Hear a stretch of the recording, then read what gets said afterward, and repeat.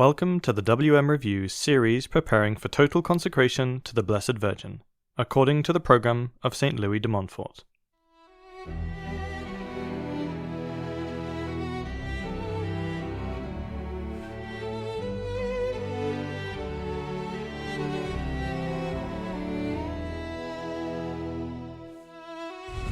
This is day 12, and we're at the end of week 0.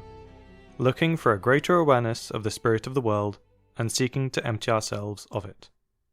I'm David from Catholic Hub, and I'm helping to provide daily readings for this preparation inspired by St. Ignatius' spiritual exercises. Go over to wmreview.org and subscribe to emails if you want to join. And there's a link to Catholic Hub in the description below. Don't forget to hit like, leave a comment, and subscribe here too, as this helps more people see these recordings. Today, we're back with Don Felix Sardana y Salvani's Liberalism is a Sin, in a new translation directly from the Spanish. For more about this text, check out Frank Wright's overview of the controversy from which it arose. The link's below. We're looking at this classic text, approved by Rome, because liberalism is the apotheosis of the spirit of the world. It is the dominant ideology of our time, and it infects the presuppositions of even some of the most conservative and constitutes the very air that we all breathe. In this section, Don Felix Sada y Salvani explains where Catholics are most likely to encounter liberalism and why it is that so many of us allow it to infect us. As with the other instances of liberalism is a sin, the suggested meditation is a repeat of one from a previous day. Today, we suggest you repeat the meditation of the Call of the King. The link to that is below. So with all that in order, let's begin. On the slopes down which a Catholic most frequently comes to fall into liberalism. There are several slopes down which the Christian faithful frequently fall into the error of liberalism, and it is of great importance to indicate them here, both to understand, in light of them, the reason for the universality this sect has attained, and to guard the unwary against its snares and ambushes. Very often, the corruption of the heart is reached through the wandering of the intelligence, but it is even more frequent to fall into an error of the intelligence through the corruption of the heart. The history of all heresies makes this clear. At the beginning of almost all of them, one finds nearly always the same thing, either a wound to self-love, or an offence one wishes to avenge, or a woman after whom the heresiarch loses his wits and his soul, or a bag of money for which he sells his conscience. Error almost always springs, not from deep and laborious studies, but from these 3 heads of the hydra pointed out by St. John, which he calls concupiscentia carnis, concupiscentia oculorum, superbia vitae, lust of the flesh, lust of the eyes, and the pride of life. Along that path one goes to every error. Along that path one goes to liberalism. Let us look at these slopes in their most usual forms. 1. A man becomes a liberal through the natural desire for independence and a broad, unrestrained life. Liberalism must necessarily be attractive to the depraved nature of man, just as Catholicism must be, by its very essence, repugnant to it. Liberalism is emancipation. Catholicism is restraint. Fallen man therefore loves, by a very natural tendency of his, a system which legitimizes and canonizes the pride of his reason and the unbridledness of his appetites. Hence, just as Tertullian has said that the soul, in its noble aspirations, is naturally Christian, one may likewise say that man, by the vice of his origin, is naturally born a liberal. It is therefore only logical that he should declare himself such in all forms, as soon as he begins to understand that along that road all his whims and excesses are secured for him. 2. Through the desire to get on. Liberalism is today the dominant idea. It reigns everywhere, and especially in the official sphere. It is, therefore, a sure recommendation for making a career.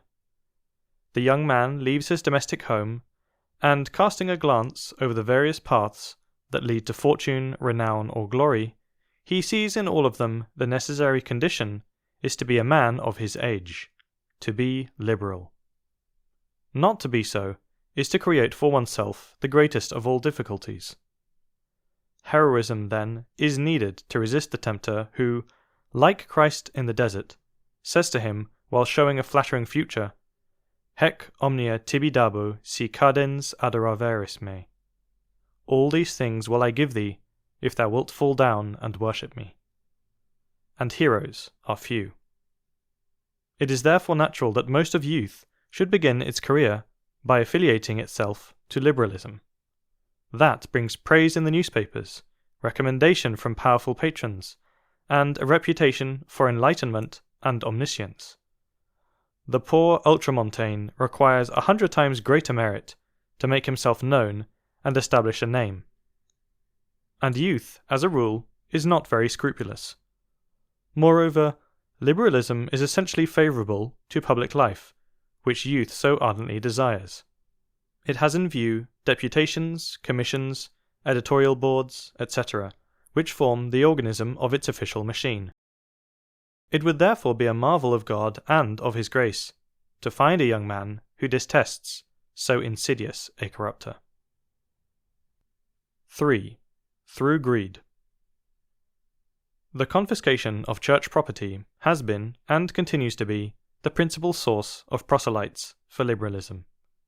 This iniquitous despoiling was decreed as much to deprive the church of those resources of human influence as to acquire through them fervent adherents to the liberal cause. So have its own leaders confessed, when accused of having given the fat possessions of the church to their friends almost gratis. And woe to him who has once eaten of this fruit from another's enclosure. A field, an estate, some property that belonged to the convent or to the parish, and which is now in the hands of this or that family, chains that family forever to the chariot of liberalism. In most cases there is little hope that even their descendants will ever cease to be liberals. The revolutionary demon has succeeded in placing an impenetrable barrier between them and the truth. We have seen striking cases of mountain farmers, pure and fervent Catholics, until the year 35, and from then on decided and obstinate liberals. Do you wish to know the explanation? Look at those irrigated lands, those fields of grain, or those woods that belong to the monastery. With them that farmer has rounded off his holdings. With them he has sold his soul and family to the revolution. The conversion of such unjust possessors is morally impossible. Against the hardness of their souls, entrenched behind their sacrilegiously acquired goods, all arguments of friends, all the invectives of missionaries, all the remorse of conscience dash themselves to pieces. Confiscation made, and is making, liberalism. This is the truth. Such are the ordinary causes of liberal perversion, and to these all others may be reduced. Anyone with moderate experience of the world and of the human heart will scarcely be able to point to others. On the principal rules of Christian prudence that the good Catholic must observe in his dealings with liberals. And yet, O reader, one must live in the present age with fierce liberals and mild liberals, or with Catholics miserably tainted by liberalism, as men lived with Arians in the 4th century, with Pelagians in the 5th, and with Jansenists in the 17th. And it is impossible to avoid mixing with them, for one encounters them everywhere.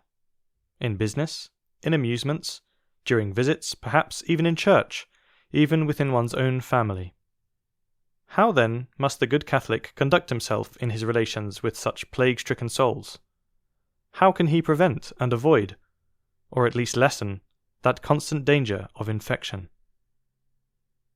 It is exceedingly difficult to lay down precise rules for every case. Nevertheless, general maxims of conduct may very well be indicated, leaving to the prudence of each one the concrete and individual application. It seems to us that, before anything else, it is fitting to distinguish 3 kinds of relations that may be supposed between a Catholic and a liberal, that is, between a Catholic and liberalism.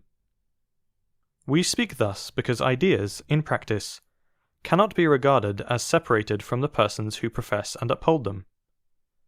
Ideological liberalism is a purely intellectual concept.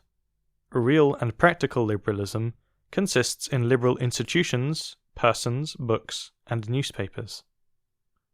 Three classes of relations, then, may be supposed between a Catholic and liberalism: necessary relations, useful relations, and relations of mere inclination or pleasure. Necessary relations. These are those which each one's state or particular position inevitably brings with it. Thus are those that ought to exist between children and father, husband and wife, brothers and sisters, subjects and superiors, masters and servants, pupils and teachers, etc. Clearly, if a good son has the misfortune of having a liberal father, he must not on that account abandon him, nor must the wife abandon her husband, nor a brother or relation abandon another of the family, except in cases where liberalism in such persons should come to require from their respective subordinate acts essentially contrary to religion, and which would induce formal apostasy from it. Not when they merely impede the liberty of fulfilling the precepts of the Church, for it is well known that the Church does not understand herself to bind such persons sub gravi incommodo. In all these cases, the Catholic must bear his hard situation with patience. He must surround himself with every precaution to avoid the contagion of bad example, as is advised in all books when treating of necessary proximate occasions. He must keep his heart very much lifted up to God, and pray each day for his own salvation and for that of the unhappy victims of error. He must avoid as far as possible conversation or dispute on such matters, or else enter into them only when well furnished with offensive and defensive weapons. Seek these weapons in the reading of good books and newspapers, according to the judgment of a prudent director. Counterbalance the inevitable influence of such infected persons by frequent intercourse with others of authority and enlightenment, who are clearly in possession of sound doctrine. Obey the superior in all things not opposed to the Catholic faith and morals, but renew each day the firm purpose of refusing obedience to whomever it may be, in whatever is directly or indirectly opposed to the integrity of Catholicism. And let him who finds himself in such a situation not lose heart. God, who sees his struggles, will not fail to supply him with the necessary aid. We have observed that good Catholics, in liberal countries and liberal families, usually distinguish themselves, when they are truly good, by a certain special vigour and steadfastness of spirit. This is the constant working of God's grace, which sustains more firmly where it sees the need more pressing and severe. Useful relations. There are other relations that are not absolutely indispensable, but which are morally so, inasmuch as without them social life, founded entirely on an exchange of services, is scarcely possible. Such are the relations of commerce, those between employers and workers, those of the craftsman with his customers, etc. In these relations, there is not the close subjection found in the former group, therefore one may make a greater display of independence. The fundamental rule is not to have contact with such persons, except in the respect necessary to engage with them for the working of the social machine. If one is a merchant, let him have no dealings with them other than those of commerce. If he is a servant, none other than those of service. If he is a craftsman, no others than those of the give and take proper to his trade. By observing this prudence, one may live without detriment to the faith, even in the midst of a community of Jews. Without forgetting the other general precautions recommended in the previous group, and, bearing in mind that here there is no question of being the vassals of the liberals, Catholic independence ought to be displayed on frequent occasions, to exact the respect of those who believe they can crush us with their liberal impudence. But if the case should arise of an impudent imposition of liberalism, it must be repelled with complete frankness. One must stand up before the sectarian's shamelessness with all the noble and holy shamelessness of a disciple of the faith. Relations of mere inclination. These are the relations we contract and maintain freely, simply by wishing to do so. With liberals, we must freely abstain from such relations, simply by willing to abstain. With liberals, we must abstain from them as from real dangers to our salvation. Here, the saying of the Saviour applies in full. He who loves danger shall perish in it. Does it cost something? Let the dangerous tie be broken, however much it costs. Let us bear in mind the following considerations, which will certainly convince us, or at least put us to shame if they do not convince us. If that person were afflicted with a contagious bodily disease, would you keep company with him? Surely not. If your association with him compromised your worldly reputation, would you maintain it? Certainly not. If he professed ideas injurious to your family, would you go to visit him? Clearly not. Well then, in this matter, which concerns divine honour and spiritual health, let us consider what human prudence dictates to us concerning our own interests and human honour. On this subject, we once heard a person of great rank in the Church of God say, "Have nothing to do with liberals. Do not frequent their houses. Do not cultivate their friendships." And indeed, the Apostle had already said as much of their kind. Ne commiscemini, have no association with them. 1 Corinthians. Cum huius modi nec cibum sumere. With such a one, not even to eat. Horror, then, of heresy, which is the evil above every evil.